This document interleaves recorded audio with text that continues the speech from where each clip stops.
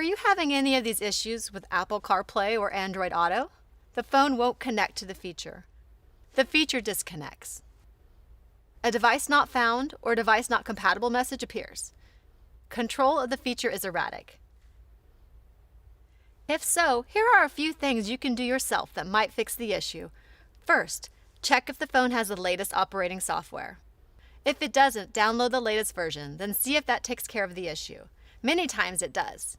Also, try restarting your phone. Next, check your phone's cable.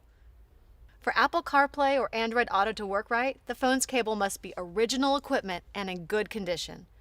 If the cable isn't original equipment or it's showing signs of fraying, wear, or damage, you should replace it. And speaking of non-original equipment, did you know there are counterfeit or uncertified Apple Lightning accessories on the market? To learn more about this, go to Apple's website at www.apple.com. Search counterfeit, then select Identify Counterfeit or Uncertified Lightning Connector Accessories. So, if you run into any of these issues, give these tips a try. They could fix things and save you a trip to your dealer. Of course, if you're not having any luck with this, your local Honda dealer is always ready and willing to help.